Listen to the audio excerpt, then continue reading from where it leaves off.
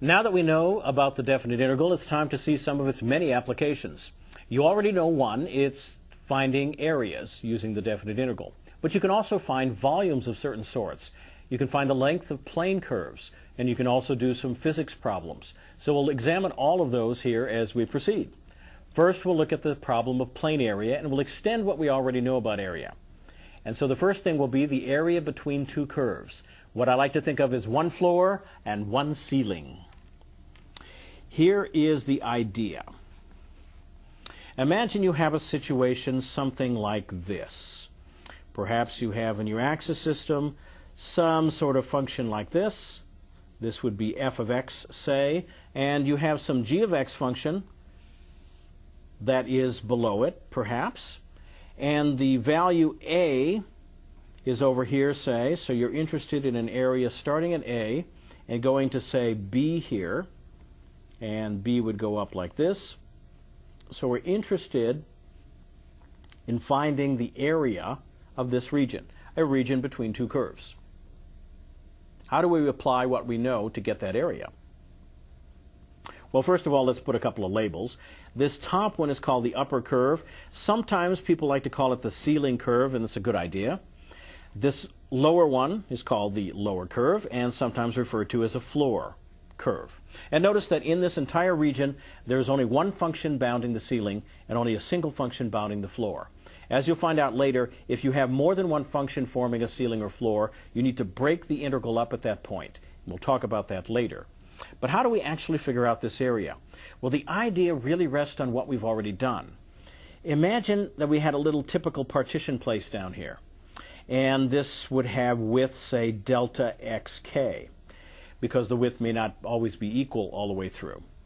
And then if we extend it upward for a slice through these two regions, like so, and then built a rectangle, say, based on some point here, xk star, both at the top and the bottom, we have this sort of a rectangle, which has this area that I'm shading in. Now, what is the actual area of that in terms of the fg and the xk star here? Well, this distance here would be g of xk star, because that's where the rectangle is hitting the g curve. And then this distance from the x-axis up to here would be f of xk star, because this is where the rectangle is hitting the f curve. So that would give us a top value from the x-axis to the top and from the x-axis to the bottom. And if we take the difference, we'll get the width, or the length in this case, of the rectangle. So we could write down that the area of the kth rectangle can be calculated as f of xk star minus g of xk star. And that would give us this vertical length of the rectangle, the distance from the x-axis up to the f curve minus the distance from the x-axis up to the g curve, and then times the width, which of course is delta xk.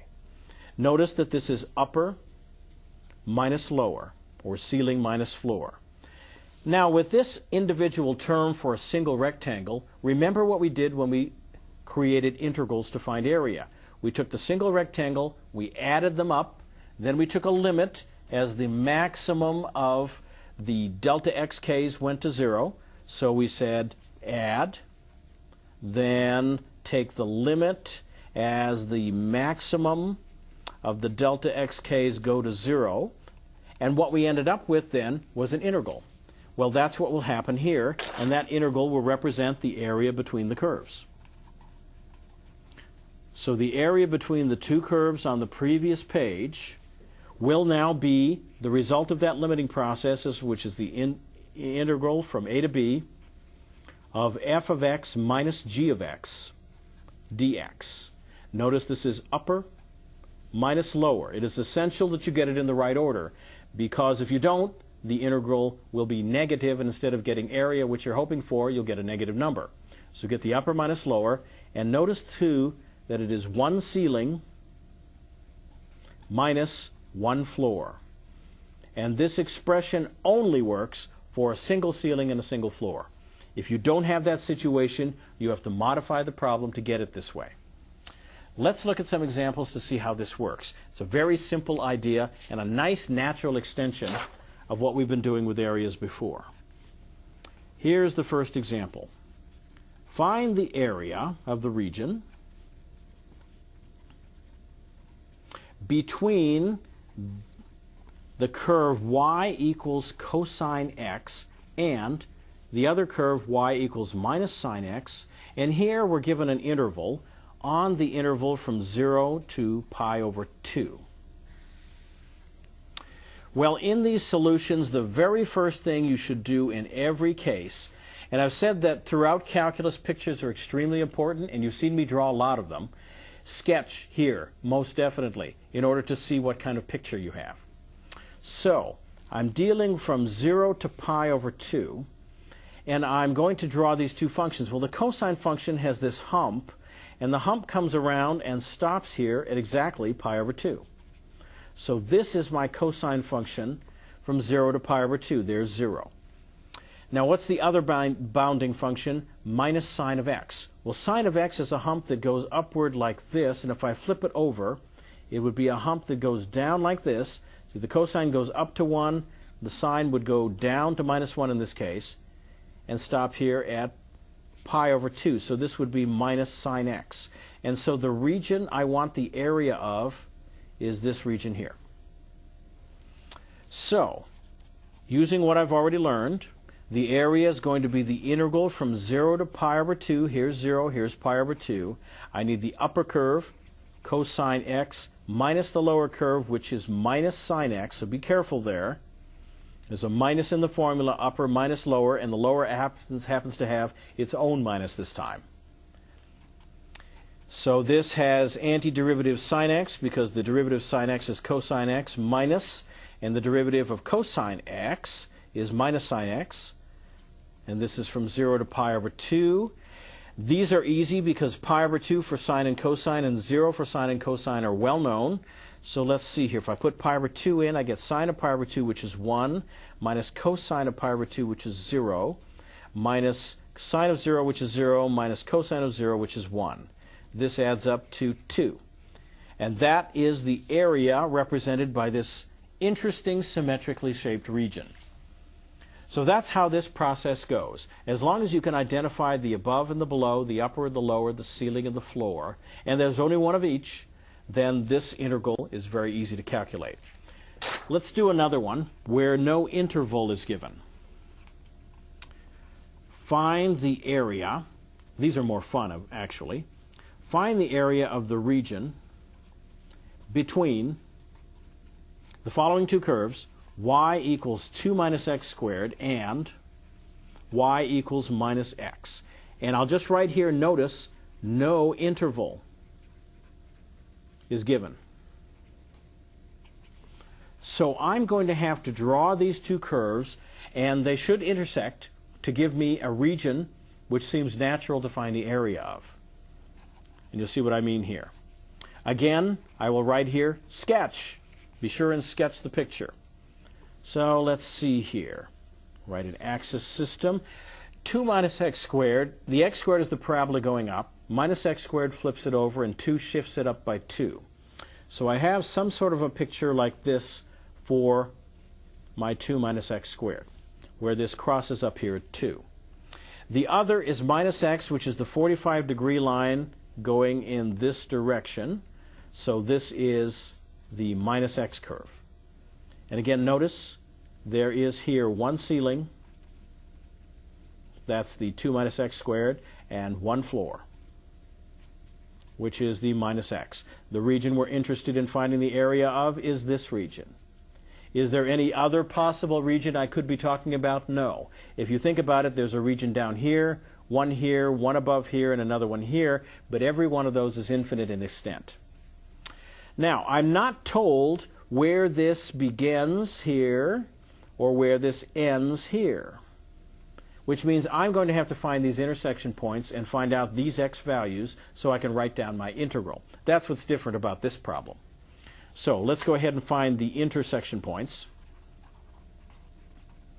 That's easy enough. I just put the two curves equal to one another. So 2 minus x squared is equal to minus x. bringing everything to the right. That makes it x squared minus x minus 2. That looks factorable into x minus 2, x plus 1. So that means x can be 2 or x can be minus 1, which means one of them will go here, the minus 1 of course, and the other one will go here, and that'll be the 2. So now I have my limits of integration. I also know which is the upper and which is the lower function. So let's go ahead and write this out. The area will be the integral from minus 1 to 2 of the upper function 2 minus x squared minus the lower, which again has a minus sign, so don't forget that. Again, this is the upper function minus the lower function, or if you like, the one ceiling minus the one floor. Well, this becomes 2x minus x cubed over 3. This is plus x, so it's plus x squared over 2 from minus 1 to 2. If I put the 2 in first, I get 4 minus 8/3 plus 2 minus minus 2 plus 1/3 plus a half. And that all simplifies down to 9/2, which is the area between these two curves. So there you go. It's just that simple. We just looked at plane area between curves where we had one floor and one ceiling. So we were oriented so that up and down indicated which one was the one that came at the left and the right. Now we want to go right and left. So we will actually have a left and a right and see how that works out. And really all we're doing here is turning our head sideways. Imagine you have this situation where maybe we have a curve like this one and here's another one here. We are not going up and down, we're going left and right. In this case, so here's the left curve, and this would be the right curve. If you turn your head sideways in the direction of the positive x-axis, just as up was in the direction of the positive y-axis, the direction of the positive x-axis, right, will be what we're thinking of as upper here. And then left will be what we think of as lower. So I'll put those in quotes. And suppose we're going from some points like C down here to D up here. And that would give us this area that we're looking for. So we're going to have to write our functions instead of as y equals f of x, we're going to have to write them as x equals some function of y because we're going in a different direction here. Because obviously these are not functions in the y equals f of x point of view. So let's see if we can remember how we did that. The idea was that we looked at rectangles to generate the integral, where the rectangles touched at the top of the bottom at some point here. In this case, it would be at some yk star. And we use that to find the area of this rectangle. The distance this way, which is the width, would be delta yk, in terms of y now. And then the upper and the lower would be determined by the functions. So if we call this upper function, say, w of y, we call this lower function v of y, then with the same kind of argument we had before, we can write down that the area is the integral from c to d of w of y minus v of y, dy, because we're in the y direction. So these are y limits, y equals c to y equal d. And this would be rightmost minus leftmost. Or if you like, in our terms here, we could call them the upper in quotes minus the lower in quotes. So it's exactly like what we did before. Just keep in mind that the right stands for upper in this case, the left stands for lower. But it'll be the same kind of argument. Let's do an example to show you what I mean. Find the area of this region, and this region is between x equals y squared and y equals x minus 2. So in our solution, again, the very first thing that you need to do is to sketch. Always sketch whenever possible. So I want to sketch this x equal y squared. Let's see here. Well, I usually see functions in the form y equals x squared. Now I know what that would be. That would be the upward going parabola with its nose down at the origin. What would x equal y squared? Well, that ought to be a sideways going parabola, And since the x values are y squared, meaning they're 0 or positive, that tells me that the picture is a parabola going sideways, something like this. So this would be x equal y squared. Now, what is y equal x minus 2? Well, I can graph that easily. X is the 45-degree line. Minus 2 shifts it down by 2. So we're talking about something that looks something like this, crossing down here at minus 2. So this function would be the y equals x minus 2. Or in this context, because I want everything as a function of y, I have x equal y squared, which is fine. Here, let me rewrite this as x equals y plus 2. Just put the 2 on the other side. Now I have the region I'm interested in, and I have a rightmost function, which is the upper in this situation, and I have a leftmost function, which is the lower in this situation. Now, let me just make sure you understand that we cannot do the up-down orientation here with the ceiling and the floor. And the reason is the following. We'll have to find these intersection points here in just a second. But before we do that, and we'll be looking for y values corresponding to them when we do, notice that if I break this vertically at this intersection point, and I just look at this piece, the same curve with the same formula is describing both the top and the bottom. That's a problem, because if I use the same formula, I would get rectangles of height 0. That doesn't make any sense. So the problem here is that the ceiling and the floor happen to be the same function, which does not allow our previous method to work. However, from the point of view of right and left, there is certainly a clear left function and a clear right function, no conflict there. So, we have our right curve marked out, we have our left curve marked out. We will have to find the intersection points, so let's go ahead and do those right here. The intersection points, well, we just set the two curves equal to one another. We'll set y squared equal to y plus 2. Remember, we're setting actually the x values equal to each other, and so that's why I had to write this way. And then put everything on one side. We have y squared minus y minus 2 is 0. That seems to factor nicely. Y minus 2 times y plus 1 equals 0. So y is equal to 2, or y is equal to minus 1. And that means one of them goes here, which is the minus 1, of course, and the other one will go up here, which will be the 2 value. That will give me my limits of integration, and so now I'm ready to do the integral. So the area between these two curves will be the integral from minus 1 to 2, and these are y limits now. Y equal minus 1 below, and 2, y equal 2 above. And I need the rightmost curve, which is y plus 2, minus the leftmost curve, which is y squared. So this is right minus left in this situation. dy, the variable is y. Well, now the rest of it is easy. Definite integrals don't really care what the variable is. So although I had to think about that in generating this, in now doing this, I just have to move forward. So I'll have y squared over 2 plus 2y minus y cubed over 3, or minus 1 to 2. If I put those numbers in, let's see, I'll get 2 plus 4 minus 8 thirds, minus 1 half minus 2 plus 1 third. That all works out to be 9 halves.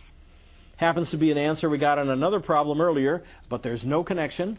This is a nice example of what happens when you can look right to left instead of up and down for plane area. Let's try an exercise. Here's one for you. Find the area of the region between the following two functions. Y equals 2 over 1 plus x squared, and y equals the absolute value of x. See what you can do with that. As usual, the first thing to do is to sketch. So let's see if we can draw a picture here of what we've got. First, I'll draw the absolute value because that's one that's easy and I know it very well. So this is my absolute value function, just this 45-degree v. And then this function, let's see. When x is 0, this is 2. So at 0, I have a value of 2 here. Let me just mark the 1's down here. 1 and minus 1, and this will be 1 here. So I have a value of the function here at 2. And if you know anything about this function, it's pretty much like the 1 over x squared function, except that there actually is a value at 0 because you have 1 plus x squared. And so this is going to be a function that curves down something like that on both sides. Now, this is the region, of course, that we're interested in, this part in the center. This is the function 2 over 1 plus x squared. Now the question is, we'll mark 0 the origin here, what are the intersection points? Now if you tried to set these equal to one another and did the algebra, you might have gotten a little stuck because you'll end up with a cubic if you're not careful. However, you don't need to do that. If you look at these curves, they're both symmetric. First of all, let's just note that both curves are symmetric, and they're symmetric what? Around the x or the y-axis, symmetric about the y-axis. So if I figure out what happens on one side, I can know what's going to happen on the other side. Also, with a little guessing, say if I let x be 0, I've already gotten the 2. If I let x be 1 or minus 1, I get 2 on the bottom, 2 on the top for a height of 1. Well, that's what happens with the absolute value function at 1 and at minus 1. So in fact, these two at 1 and minus 1 go up to a height of 1, and without using any calculation, I have found these intersection points. So that is a way to do that. And now we can go ahead and write the integral down. We have the intersection points. We see that this function is above. This one is below. It is a single function, even though it looks like it's in two parts. So the area is equal. And now I can use the symmetry I mentioned. Since the area is symmetric on either side of the y-axis, I only have to do one side and then double it. So this part comes from the symmetry of the region, which is, of course, determined by the symmetry here, symmetry of the region, determined by the symmetric functions themselves. So 2, and this is 0 to 1, and I need the upper function, which is 2 over 1 plus x squared, minus the function x. And you might say, well, what happened to the absolute value? Well, if I'm to the right of 0, the absolute value of x is x, so I don't need absolute value here. And notice again, this is upper minus lower. Now, let's go ahead and do the integration. 2 times, well, let's see. I'll have a 2 here, and I recognize 1 over 1 plus x squared, and this is where your experience comes in. You need to recognize here that this is the derivative of the tangent inverse of x. So I have 2 times tangent inverse of x minus x squared over 2, and this is evaluated from 0 to 1.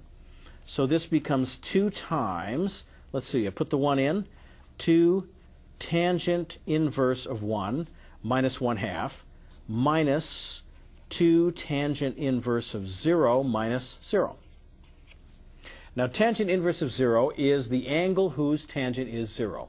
Well, that's 0, so that becomes 0. So this whole second part is going to drop out. The tangent inverse of 1 is the angle whose tangent is equal to 1. This should be in your collection of facts. This is pi over 4. And you may remember that because in that triangle, that 1, 1 triangle, the right triangle where this is square root of 2, if you take either one of these angles, which are both pi over 4, and you take the opposite over the adjacent, you get 1 over 1. That's the tangent. So the tangent inverse is pi over 4, the angle that has that tangent. So if we put this all together, we have 2 times, let's see, 2 times pi over 4 is pi over 2 minus 1/2, and then run the 2 through, and we end up with pi minus 1. A very nice answer to end our section on plane area.